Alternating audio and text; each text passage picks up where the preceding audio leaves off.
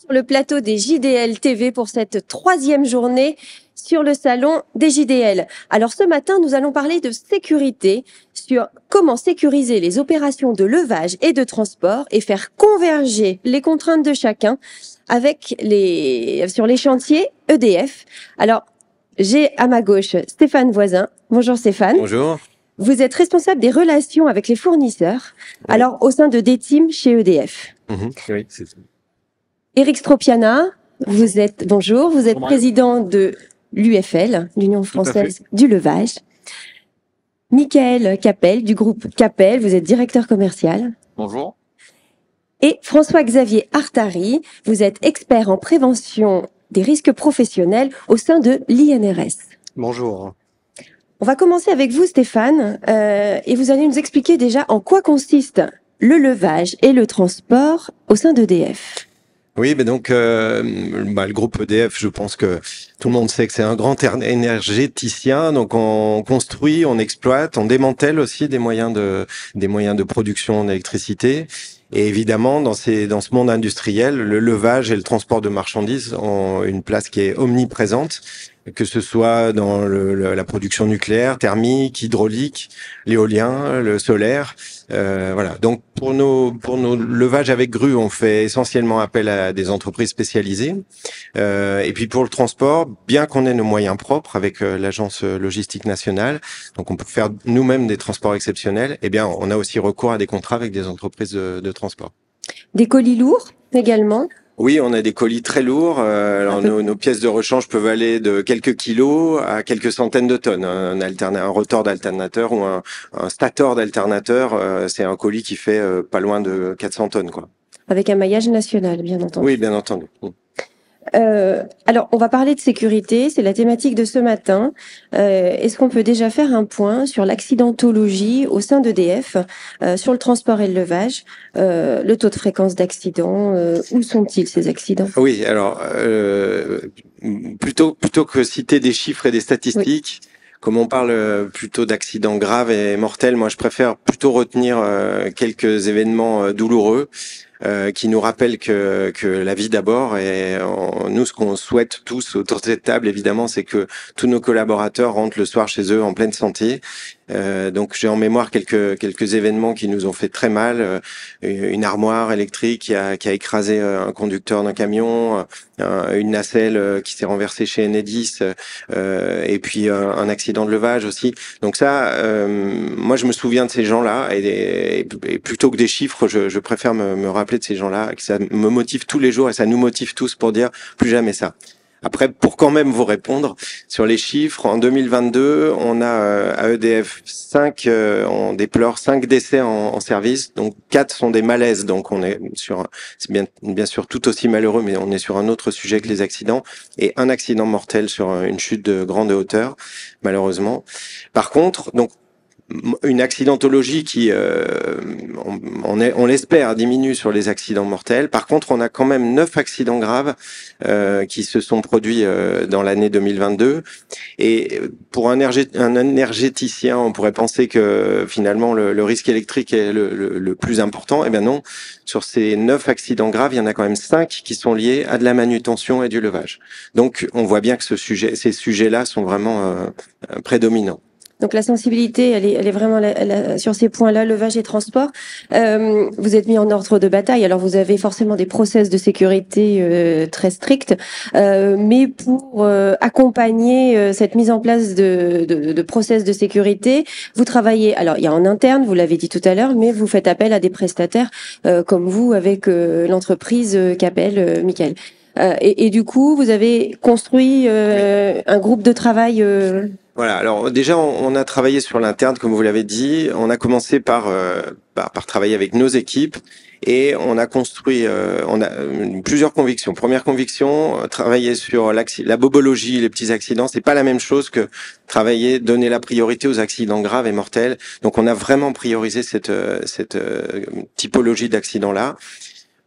Grande conviction, on s'est dit de toute façon, il faut qu'on dresse comme un principe de base nos règles vitales. Ce sont 10 règles qui, si on les avait respectés dans les 25 dernières années, auraient permis d'éviter tous les accidents mortels à EDF. Donc c'est 10 règles vitales, c'est la règle, on la partage avec tous et bien sûr en interne comme avec nos partenaires industriels. Ensuite, autre grande conviction qu'on a partagée d'ailleurs avec la plupart des entreprises avec qui on travaille, les accidents graves ne sont jamais le fait d'une personne, d'une erreur humaine. Il faut aller étudier plus profondément l'organisation, les facteurs humains, tout ce qui est organisationnel, parce que en fait, on s'arrête pas juste à une erreur humaine. Quand il y a un accident grave, il faut aller creuser plus loin. Et dernière conviction, il y en a d'autres, mais notre ennemi, c'est ce qu'on appelle notre plus grand ennemi, c'est ce qu'on appelle le silence organisationnel, c'est-à-dire, dit autrement, il faut que les informations remontent, il faut que les gens fassent remonter toutes ces zones grises où on pense que tout est prévu et en fait, bah non, on est obligé de passer par-dessus la barrière, où on fait le boulot quand les gens ont le dos tourné, parce que tout simplement, il y a un imprévu. Ça doit pas rester sous silence, ça doit pas rester caché. C'est en remontant ces informations-là et en les traitant, bien sûr, qu'on fait progresser la sécurité et qu'on arrive à éradiquer les accidents et en prenant en compte les risques critiques. Mais quelque part, il y a l'humain qui rentre en compte, effectivement, tous ces accidents qui sont liés à un contexte je dois aller un petit peu plus vite, je vais faire comme ça parce que c'est plus rapide, ça va me faciliter la tâche, et du coup, on va enfreindre légèrement les règles mais ça comment c'est contrôlable en fait, et parce qu'il faut aussi inculquer à vos collaborateurs que ces petits travers peuvent être dramatiques. Oui. En fait, quand je parle d'erreurs humaines, ce que je veux dire, c'est que je connais personne qui au travail va décider de risquer sa vie ou de faire risquer sa vie à quelqu'un. Donc, quand on a un accident grave, forcément, il y a autre chose. Alors, effectivement, vous avez raison, ça peut être des contraintes de temps, des contraintes de planning, des contraintes de coût aussi. On n'a pas l'outillage, on va le faire quand même parce qu'il faut que ça passe. Et ça, une des règles qu'on a fixées et qu'on a très très largement diffusée en interne et aussi auprès de nos partenaires, c'est on doit s'arrêter, on est légitime pour s'arrêter s'il y a un danger. Donc on a beaucoup travaillé collectivement sur ce qu'on appelle les stop chantiers ou les no-go, et pour passer ce message partout que toute équipe, qu'elle soit EDF, qu'elle soit partenaire, toute équipe est légitime pour s'arrêter si les choses ne se passent pas comme prévu ou si elle fait face à un danger. Voilà, donc ça fait partie du travail qu'on a mené chez nous d'abord, donc avec nos équipes, et puis qu'on propose à nos partenaires de travailler avec nous. Donc effectivement, vous avez mis en place une nouvelle démarche. Comment vous avez fait pour rassembler, alors vos collaborateurs, ça c'est vous avez vos méthodes, mais comment rassembler vos prestataires, vos partenaires au sein de ce même groupe de travail, et qui vous avez mis autour de la table? Quels partenaires? Ils sont là. Est-ce qu'il y en a d'autres? Ils sont là, oui, bien sûr, il y en a d'autres. Voilà, il y en a d'autres. En fait, on a plusieurs approches.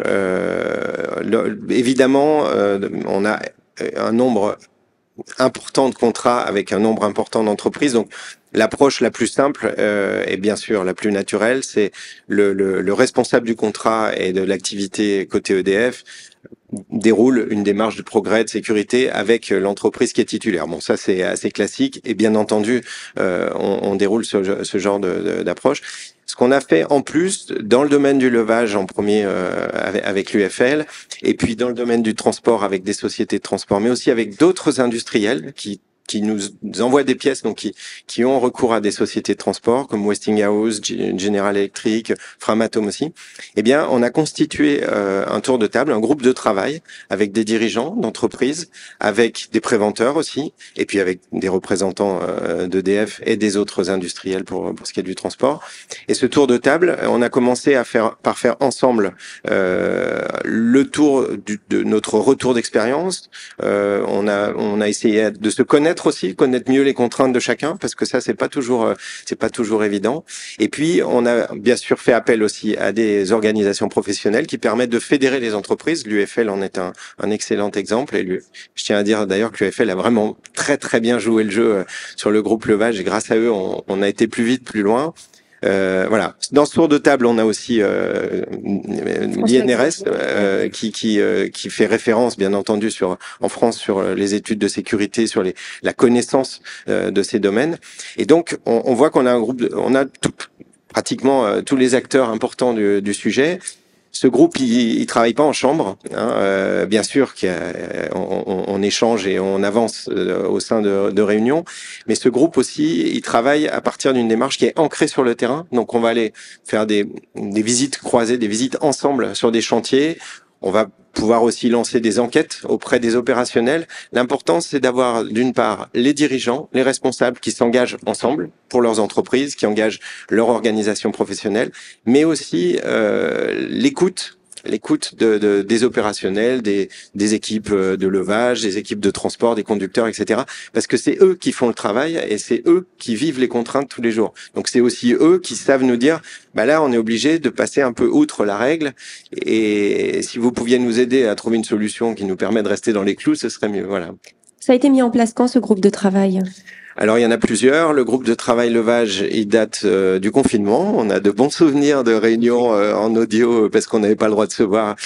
Et donc, c'était en 2021. Difficile pour les visites de chantier, du coup. Pour les visites de chantier, non, on avait le droit d'aller sur les chantiers. Dieu merci. Il fallait bien que la France ait de l'électricité quand même, donc les usines tournaient. Donc les visites de chantier, on a pu les faire. Les réunions, c'est un peu voilà. Mais non, mais je vous rassure, après, on s'est vu. Donc c'est le plus ancien des groupes. Et puis ensuite, on a démarré un groupe sur le transport de marchandises à partir de la fin d'année dernière, fin 2022. Donc il est très actif, on avance bien en cette année 2023. Et puis là, en avril, on a démarré un groupe un peu parallèle qui mélange finalement un petit peu vu du panel d'entreprises, il y a à la fois des transporteurs et aussi des levageurs, sur les camions grues. Donc c'est un sujet un peu spécifique qu'on voulait traiter également parce qu'on a énormément recours à ces moyens-là et avec des risques et des configurations qui sont particulières. Donc 3 groupes, un en 2021 qui a bien déroulé et qui continue à être actif et 2 nouveaux en 2023, on va dire. Eric Stropiana, donc l'UFL, vous êtes engagé au sein de ce groupe de travail. Pour vous, c'était aussi peut-être une évidence d'y participer pour vos adhérents et pour toute la filière. Comment ça a été appréhendé, ce groupe de travail ? Est-ce que vous avez été surpris ou non, c'était normal de vraiment œuvrer ? Alors, je pense que pour une fédération comme la nôtre, qui représente l'ensemble des levageurs français, on se devait d'être aux côtés de l'EDF sur ces sujets de sécurité. Aujourd'hui, l'UFL donc a un certain nombre d'adhérents, a 50 ans d'existence, a toujours défendu les intérêts des levageurs français et a toujours été auprès de ses clients et des différentes organisations étatiques pour essayer de faire progresser les choses et faire progresser notre métier. Et je pense que la base de ce syndicat, elle est là. Et quand EDF nous a proposé de rentrer dans ce groupe de travail, bien entendu, on a répondu présent. On a répondu présent avec les acteurs qui composent aujourd'hui l'UFL en tant que levageur français. Et je pense qu'on a tous été d'accord sur un point précis, et c'est ça l'ADN de l'UFL, c'est que nous ne sommes pas concurrents, nous sommes confrères. Et dans ce contexte d'être confrères, l'idée c'était de trouver des solutions ensemble, de regarder les problématiques et surtout de trouver comment faire progresser le métier, comment faire évoluer les choses dans notre métier, et que ça aille dans le sens aussi de nos clients qui ont des problématiques comme les nôtres, certaines fois différentes, mais on l'a bien vu aussi dans ce groupe de travail, hein, ça a été un petit peu tumultueux au départ, il faut se le dire, monsieur Voisin. Je pense qu'il faut être réaliste.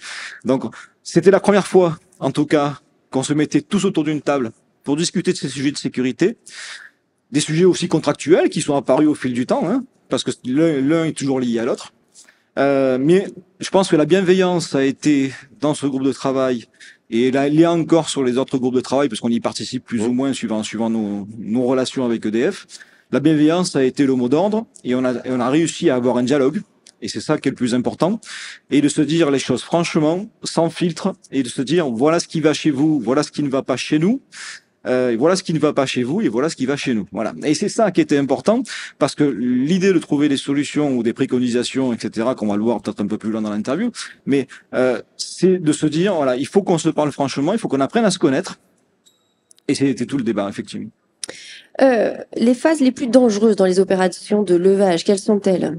Alors, jusqu'à présent, les levageurs y compris, Hein.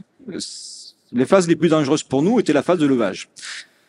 Un petit peu poussé aussi par nos clients qui étaient très regardants sur ce qui se passait pendant la phase de levage et qui étaient beaucoup moins regardants, et nous les premiers également, sur la phase de mise en place et de retrait des grues. Donc ce qu'on appelle dans notre métier la phase de mobilisation et démobilisation.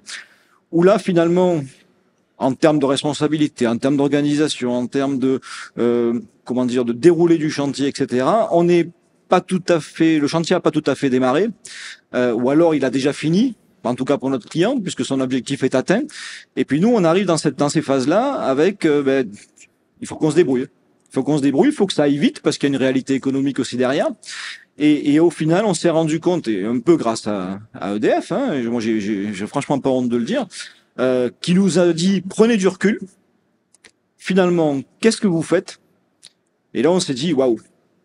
Finalement, effectivement, EDF a raison. On se focalise tous sur la phase de levage parce qu'il y a le colis à lever, il y a bien souvent, ce sont les opérations aussi qui sont spectaculaires, suivant les dimensions des colis. Et là, on s'est rendu compte qu'en fait, la dangerosité de notre métier, elle n'était plus, entre guillemets, sur le levage en lui-même, qui aujourd'hui est très sécurisé aussi avec l'évolution des normes au niveau des machines. Le N13000 sur la construction des grues mobiles, etc., a fait énormément de progrès là-dessus. Donc aujourd'hui, on a très peu d'accidents, je dirais, de levage en lui-même, mais par contre, on a beaucoup d'accidents, effectivement, qui sont liés aux phases de mobilisation et de démobilisation.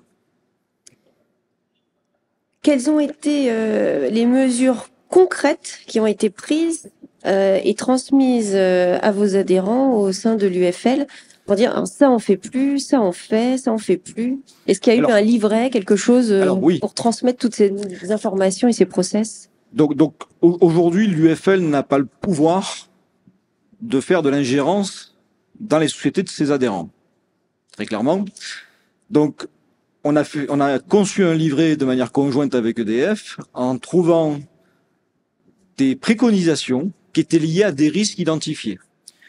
Chaque société, bien entendu, est libre de trouver ses solutions en fonction de ses moyens, qu'ils soient matériels, financiers, humains, etc., etc.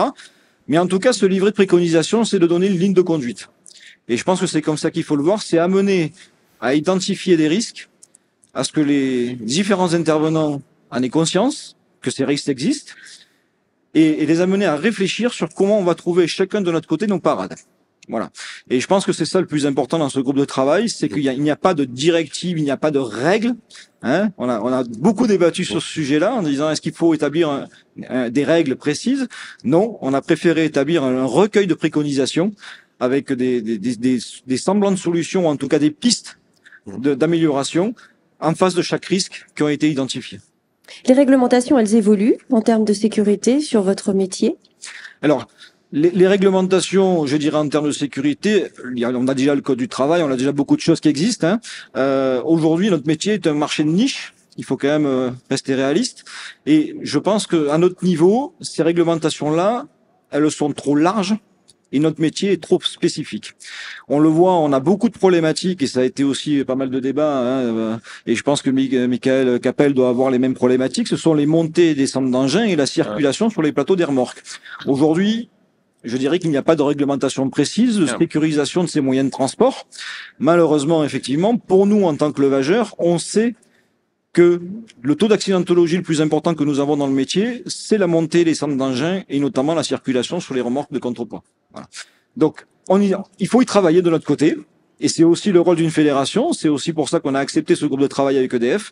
C'est de dire, prenons le taureau par les cornes, essayons d'atteindre l'excellence. Hein, moi, j'ai pas honte de le dire, en se disant, ben voilà, on va essayer de monter tout le monde d'un cran et de montrer que il est possible de travailler différemment, il est possible de travailler en sécurité. Et comme l'a dit Monsieur Voisin, le no-go, il existe. Et il faut que nos gens en aient conscience. La relation commerciale que nous avons aujourd'hui avec nos clients, c'est un débat, mais ça ne doit pas être le débat central aujourd'hui. Le débat central, c'est de sauver les vies des personnes. François-Xavier, vous souhaitez... Oui, je voulais juste rebondir sur une chose. Aujourd'hui, c'est pas un problème de réglementation. La réglementation existe, est présente. C'est plus la réglementation, si vous voulez, aujourd'hui, fixe des objectifs en matière de sécurité. Les objectifs sont clairement fixés. On doit avoir des dispositions pour prévenir les risques de chute de hauteur. Après, c'est de mettre en place les moyens techniques et l'organisation pour y arriver. C'est tout l'intérêt, en fait, du groupe de travail et de pouvoir échanger. C'est pas un problème réglementaire, en fait. Je Alors- dirais qu'il n'y a pas de trou dans la réglementation. S'il y a un accident, on sait qui est le responsable, en fait. L'employeur va souvent être pointé du doigt. Alors effectivement, François-Xavier, vous avez entièrement raison.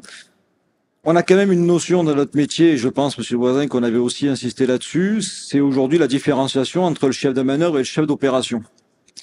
Dans notre métier, on a deux domaines juridiques. On a le domaine de la location d'engins avec conducteur et on a le domaine de la prestation de service, qui est la prestation de levage.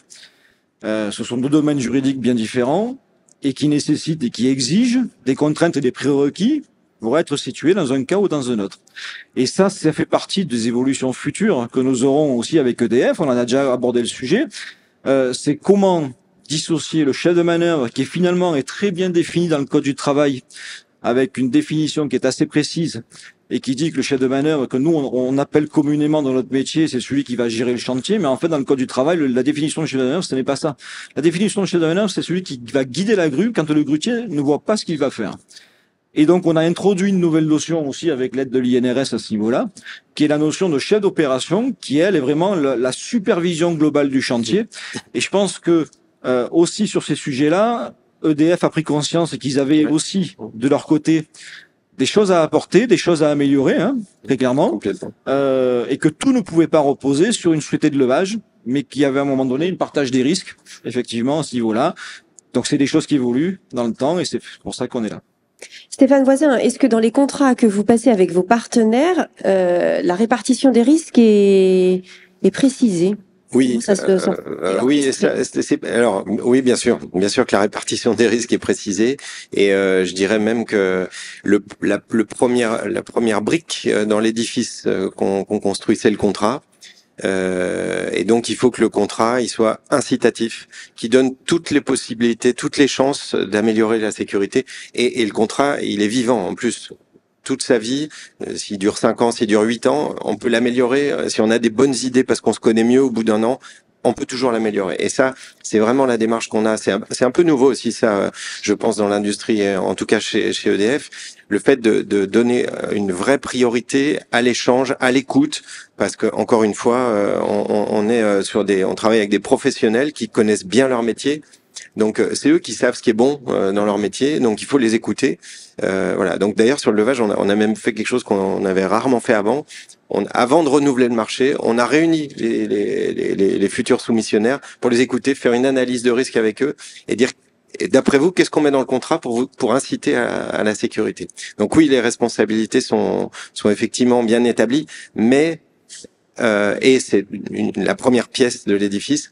Mais c'est pas parce qu'on a un bon contrat, des responsabilités établies, que nos équipes ont envie de respecter. Si ils ont des contraintes telles qui font que ça passe pas, le contrat ne les aide pas. Et donc c'est ce que dit Eric Stropiana. Il faut qu'on connaisse ces contraintes, ces difficultés, et qu'on vienne aider. Et c'est pas forcément dans la réglementation. Alors parfois, ça peut déboucher sur une évolution. Mais l'idée, c'est pas de venir couper des dettes parce que la réglementation n'est pas appliquée. L'idée, c'est de comprendre qu'est-ce qui fait qu'elle n'est pas applicable telle qu'on l'a pensé dans un bureau à Paris, nous, ou je parle de réglementation, mais ou d'un contrat, et comprendre ce qui n'est pas applicable, c'est ce que j'appelais tout à l'heure les zones grises, pour essayer de donner les conditions. Alors ça peut être des moyens, ça peut être du temps, ça peut être tout simplement programmer différemment l'opération. Enfin là, on a tous les leviers, et souvent c'est du bon sens en fait. Oui. C'est beaucoup de bon sens, et comme vous le disiez au tout début, l'idée mère, c'est quand même d'éviter les accidents. Ah oui. Et c'est vraiment ça qui doit guider le groupe de travail, plus qu'une clarification en matière de responsabilité. Ouais. Quoi. Voilà. Donc, effectivement, aujourd'hui, je pense qu'il faut aller attaquer la problématique à la source. Parce que sinon... Le terrain. Le terrain. Mais pas que le terrain. On a des problématiques qui sont issues aussi de la conception et de la construction de nos grues mobiles, qui sont des engins complexes, qui sont destinés aujourd'hui à un marché mondial. Donc, il faut que ça s'adapte à toutes les réglementations de l'ensemble des pays. Mais c'est pas pour ça qu'on ne doit pas aller informer ces fabricants-là des problématiques terrain que nous rencontrons. Suite à ces groupes de travail et avec l'aide aussi du MAS qui a été assez impliqué avec nous dans ces problèmes de sécurité, dans l'analyse de notre accidentologie au niveau de notre métier, l'UFL a pris la décision de devenir membre du comité de normalisation européen sur la révision notamment de la norme N13000 de construction des grues mobiles. Parce que le travail que l'on a fait ensemble avec EDF, avec l'INRS aussi, nous a permis d'identifier des risques basiques qu'il fallait traiter, mais non pas avec une parade, mais qu'il fallait traiter au niveau de l'origine du risque. Et l'origine du risque, on a certains risques effectivement qui sont issus de la conception des grues. Donc aujourd'hui, l'UFL est très impliqué avec l'AFNOR, avec toutes les organisations et donc notamment le comité de normalisation européen dans la nouvelle révision de la norme qui est en train d'être votée en ce moment même et sur lesquels des commentaires français ont été faits pour faire progresser les systèmes de sécurité, pour faire progresser l'ergonomie des machines, et pour faire progresser aussi les mises en place de ces machines-là dans les phases de mobilisation et de démobilisation. Et je pense que ça, c'est un point important, et pour moi, c'est un succès de ce groupe de travail. C'est d'un moment donné d'avoir pris le recul suffisamment nécessaire au niveau d'une profession et de se dire, waouh, effectivement, il y a des choses à faire. On en est tous conscients, mais l'habitude fait que on les voit plus. Comment est-ce qu'on peut travailler? Donc, on va travailler sur la partie organisationnelle de nos entreprises respectives. On va travailler sur la partie matérielle que l'on dispose déjà, parce que ça, effectivement, il y a aussi des choses à faire sur ce matériel-là. Mais on va aussi travailler en amont au niveau de la normalisation pour faire bouger les choses dès la conception des machines. Et ça, je pense que c'est un point important. C'est un groupe de travail qui s'est élargi finalement. C'est un groupe de travail qui s'est élargi, qui s'est diversifié, sur lesquels aujourd'hui les questions de sécurité. Alors, EDF a été, je dirais, le premier client à nous solliciter sur ces sujets de sécurité. Il y en a d'autres de grands clients. Mais aujourd'hui, d'autres grands clients rentrent dans la démarche effectivement pour nous dire ce que vous avez fait avec EDF, c'est quelque chose de bien. Une charte a été signée entre l'UFL. Alors j'en étais pas le président à l'époque, c'était Michel Licosi. Mais une charte a été signée avec le président Jean-Bernard Lévy d'EDF également en 2021, sur lesquelles l'UFL s'est engagé à faire progresser l'élevage français et sur lesquels EDF s'est engagé à accepter les principes de no-go sans pénalité, etc. Donc voilà. Donc je pense que c'est vraiment un partenariat aujourd'hui qui s'est mis en place et on souhaite que ce partenariat se développe dans les autres secteurs d'activité et notamment aujourd'hui on a beaucoup d'échanges avec les autres fédérations, la fédération des travaux publics et la fédération du bâtiment pour aussi faire évoluer les questions de sécurité dans ces métiers-là. Merci Eric. Je me tourne vers vous, Michael Capel, donc groupe Capel. Vous êtes partenaire et vous êtes intégré aussi à ce groupe de travail sécurité avec EDF. Rappelez-nous tout d'abord vos typologies de transport pour EDF. Alors, tout d'abord, c'est vrai qu'avec EDF et le groupe Capel, c'est quand même une histoire qui date, parce que ça fait quasiment plus de 30 ans qu'on travaille ensemble. Donc on connaît bien la maison, j'espère qu'ils nous connaissent bien aussi. Après, en typologie de transport, on va toucher une large gamme de transports. C'est-à-dire qu'on va toucher le transport conventionnel, on va toucher le transport exceptionnel aussi. Quand vous parliez tout à l'heure de colis très lourds, effectivement, nous on va aussi faire des gros transformateurs, que ce soit en transport, mais aussi en manutention, parce qu'on les met aussi en loge. Et après, on va toucher des spécificités très particulières, et notamment quand on rentre en centrale avec du matériel classifié, avec les classes 7 et notamment radioactifs. Voilà. Donc on a vraiment une large gamme de transports. Aujourd'hui, EDF chez nous, c'est entre 2005 et 3000 transports par an dans les centrales nucléaires, mais aussi dans les dépôts. Donc effectivement, ça demande de l'organisation, ça demande de travailler en amont les sujets. Et c'est pour ça qu'on a travaillé le groupe de travail sécurité qu'on a lancé en fin d'année quand EDF nous a proposé de venir et d'intégrer ce groupe de travail sécurité. Pour nous, c'était une évidence, parce que justement, on travaille ensemble depuis beaucoup d'années et effectivement, pour rebondir sur ce que disait Eric, c'est que les problématiques de transport, nous, quand on est sur la route, c'est du code de la route, donc on a forcément du risque. Mais les premiers risques sont chez nos clients et à l'arrivée aussi, notamment sur la mobilisation de nos véhicules, sur la descente de nos conducteurs, sur monter sur les remorques, descendre des remorques, sur l'arrimage, sur le calage, tout ce genre de sujets. Donc pour nous, c'était extrêmement important d'intégrer ces groupes de travail sécurité. Les étapes délicates, on a parlé d'arrimage. Est-ce que c'est l'étape la plus délicate en termes de transport Alors, la plus délicate... Il y en a plein, donc pour le juger c'est relativement compliqué, mais en tout cas c'est vrai que les phases de chargement et de déchargement, que ce soit les descentes des véhicules, monter sur les remorques, positionner le calage, et ensuite les parties arrimage, effectivement c'est des opérations qui sont relativement sensibles, qui sont vraiment inhérentes à la typologie de matériel qu'on va transporter. Et pour EDF, on fait beaucoup de matériel différent, donc c'est pour ça qu'on travaille aussi un peu les plans d'arrimage et ce genre de choses bien en amont. pour que justement on puisse distiller en fait cette information-là auprès de nos conducteurs, de nos exploitants aussi, qui vont donner aussi l'information aux conducteurs et qui vont vraiment préparer nos conducteurs à l'opération de transport qui arrive.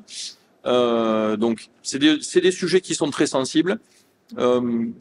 La sécurité aujourd'hui dans le groupe Capel, comme chez EDF, mais comme chez moult de nos clients, ça devient une priorité, voire la priorité, parce qu'on n'est pas là pour voilà pour blesser nos collaborateurs, hein, ça c'est certain. Donc on a bien pris en compte ce sujet-là et on travaille vraiment en partenariat et notamment avec EDF, encore plus avec EDF, avec ses groupes de travail, sur tous ces sujets-là qui sont vraiment des sujets importants pour nous et qui sont vraiment des sujets très sensibles. Vous avez mis des méthodes particulières suite à ce groupe de travail? Alors le groupe de travail est relativement récent, mais oui, on a commencé à mettre en place des sujets. Peut-être même de manière plus globale. Plus globale, ça c'est certain, parce que des groupes de travail comme ça, avec lesquels on travaille avec EDF, c'est forcément l'information qui est, j'allais dire, travaillée bien en amont, qui est étudiée, analysée. Forcément, elle vaut aussi pour tout le reste, parce que le travail qu'on fait pour EDF, on le fait aussi pour d'autres clients. Donc forcément, nous, ça nous permet aussi d'asseoir notre politique sécurité dans le groupe et de pouvoir donner la bonne information au conducteur de comment appréhender son transport. Donc forcément, on le développe. Aujourd'hui, chez nous, en tout cas, dans le groupe Capel, on a lancé un programme qui s'appelle le programme Horus, qui est axé uniquement sur la sécurité et qui va parcourir de la communication jusqu'à l'analyse des risques, sur les formations qu'on va pouvoir distiller à nos managers, à nos exploitants, à nos conducteurs. Et on s'appuie également sur le groupe de travail sécurité avec EDF pour justement faire avancer notre groupe de travail en interne.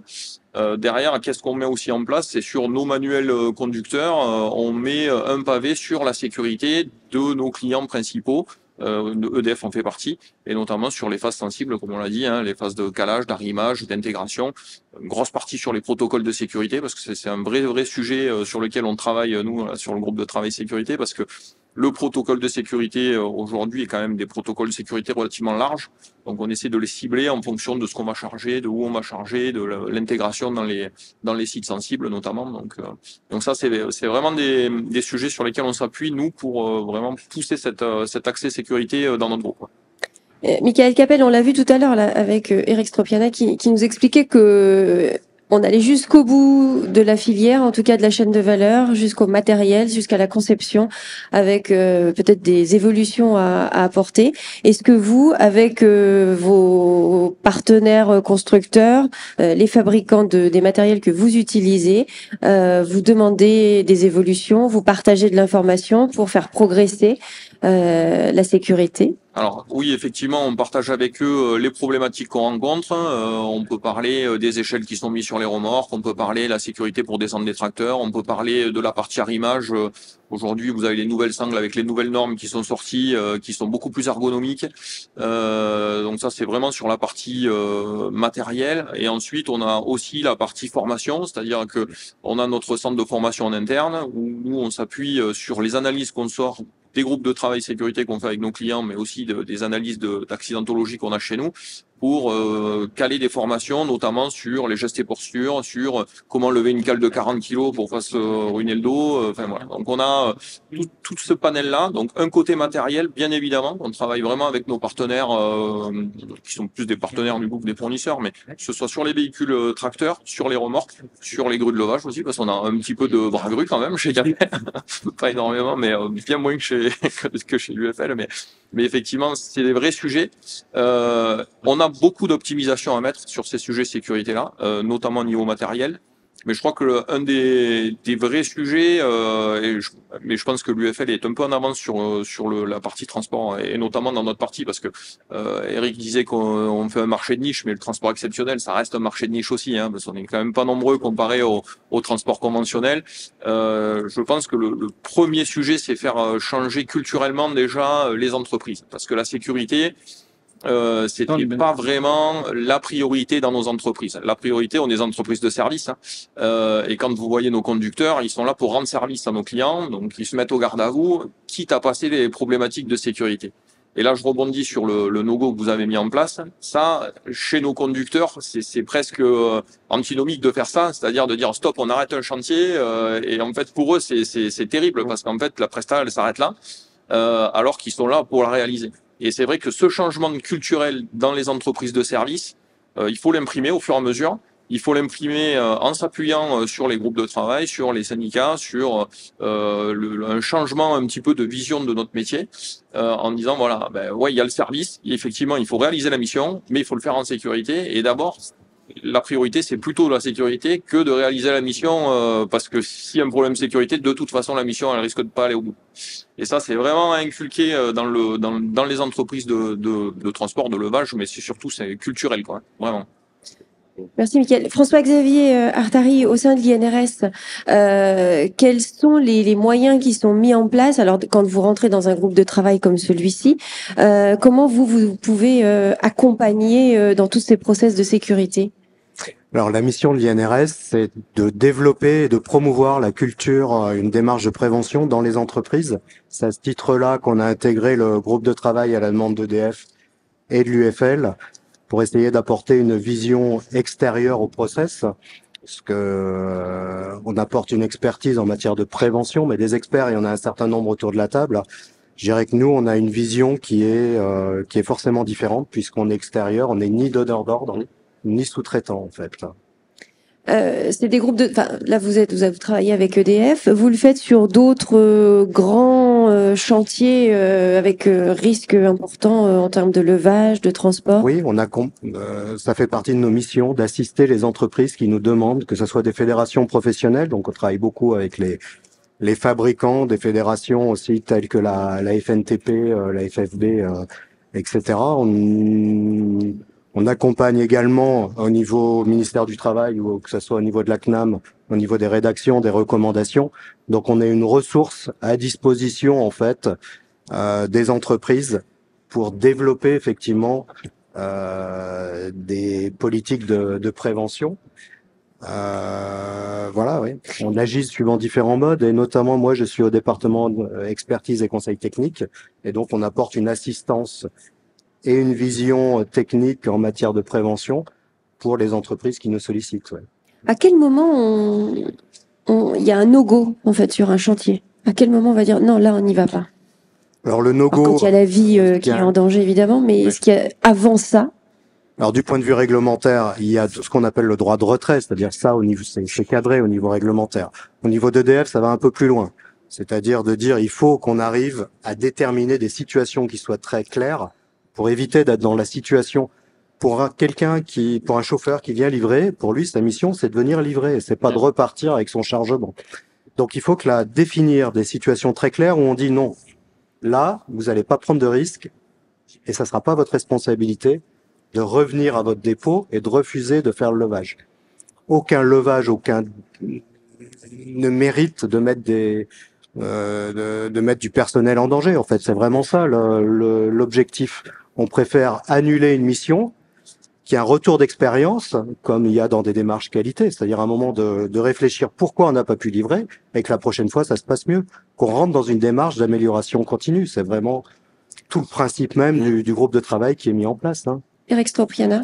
Oui, la grosse différence pour moi entre le droit de retrait qui lui est réglementaire et le no-go que nous a proposé EDF, je pense que le no-go inhibe totalement les sanctions contractuelles, bien sûr, disciplinaires et organisationnelles qu'on a tous l'habitude de connaître avec nos clients. Donc je pense que la grosse différence, elle est vraiment à ce niveau-là. Et le no-go, il s'applique, pour répondre un peu plus à la question avec l'aide de François Xavier, c'est de dire, le no-go, il peut être fait à partir de la consultation. Un schéma de levage qui a été imaginé par notre client, qui bien souvent a des compétences, mais n'est pas non plus un expert. Il peut imaginer certaines choses, et nous, on peut arriver à identifier dès la consultation que le schéma qui a été défini ne sera peut-être pas... Alors, il pourra être exécuté, très certainement, mais qui va peut-être apporter certains risques. Et je pense que la grosse différence, elle est là. On a tous connu dans nos organisations le fait de dire si je réponds pas à la consultation, la prochaine fois, je serai plus consulté. Ouais. Petite sanction, quelque part. Hein, voilà. Aujourd'hui, c'est de pouvoir se dire non, je ne répondrai pas à la consultation, et ça, c'est important. Non, je n'exécuterai pas le chantier, et ça, c'est important.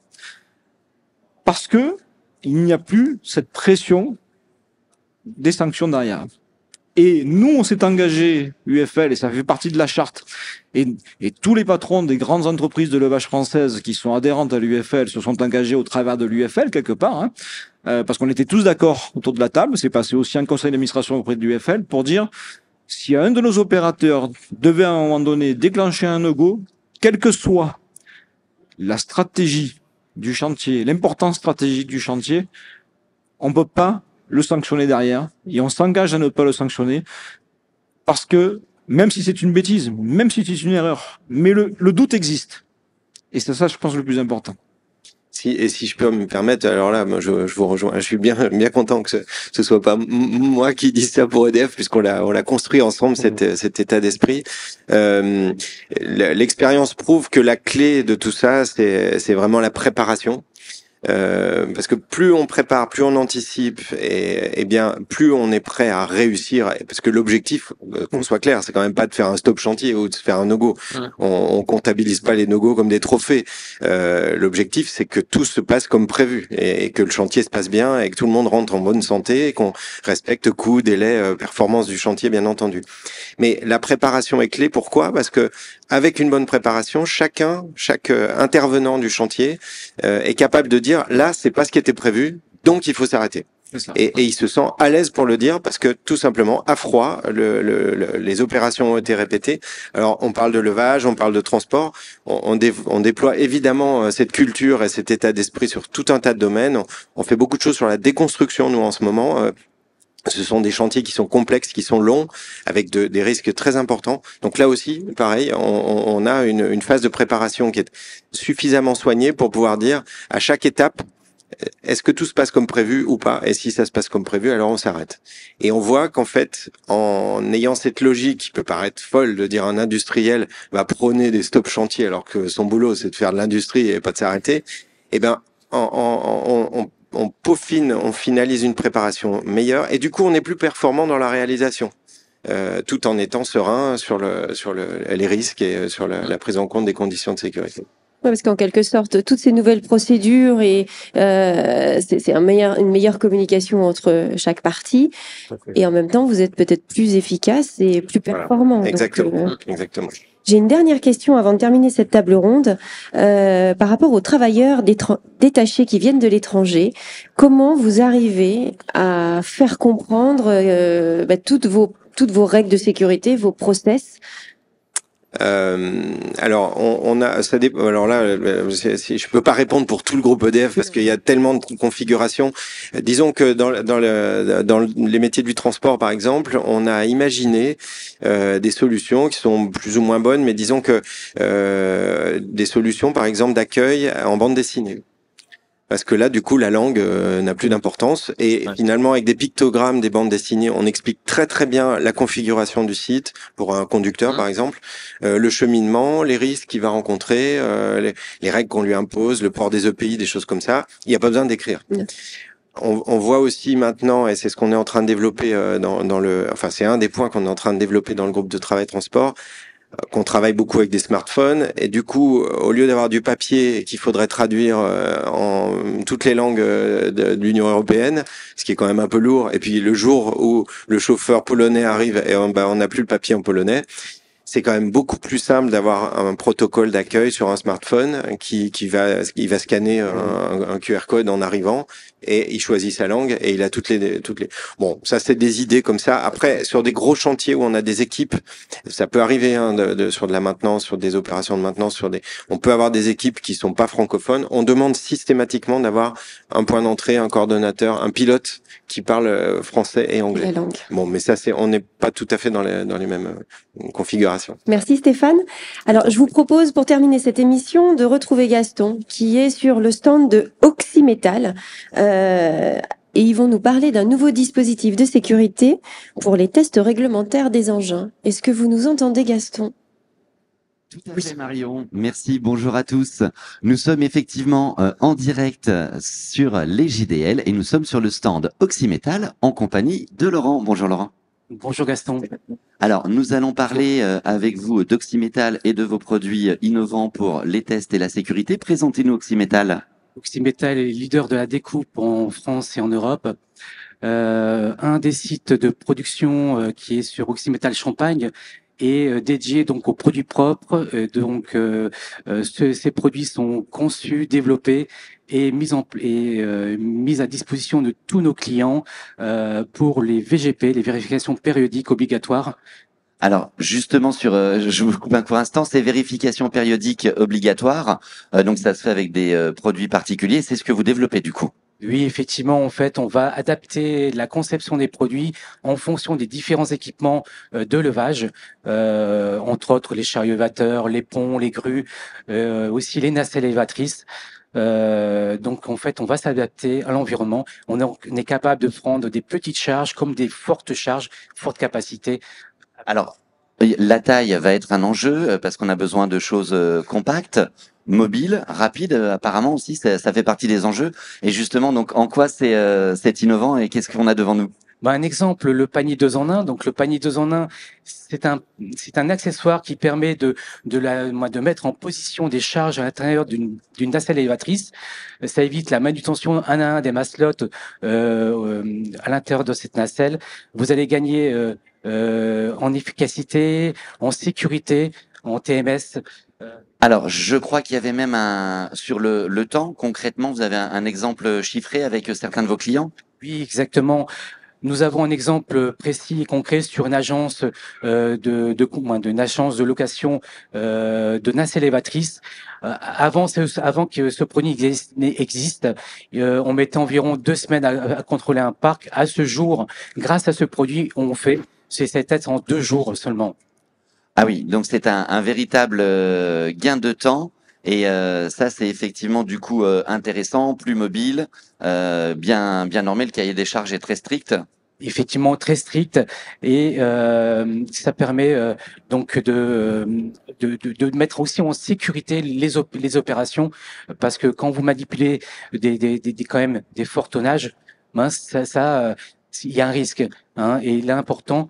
Et Oxymetal fait très attention à ça. On vend pas qu'un poids, mais aussi la sécurité et aussi des certificats de poids siphonnés avec des certificats de poids de plus ou moins 2% et des notices d'utilisation qui permettent de couvrir l'utilisation et la mise en service des équipements de nos clients. D'accord, très bien. Eh bien, merci beaucoup Laurent pour toutes ces précisions. On voit effectivement que c'est très technique et en tout cas qu'on peut être en sécurité grâce à vous et grâce à Oxymetal. Merci beaucoup. C'est à vous Marion en plateau. Merci Gaston. Moi, je vais remercier nos invités pour ces éclairages sur la sécurité au sein d'EDF dans les transports et les opérations de levage. Et puis, moi, je vous retrouve d'ici quelques minutes pour une prochaine émission. Et nous allons parler d'un chantier emblématique et d'envergure qui est le chantier ITER.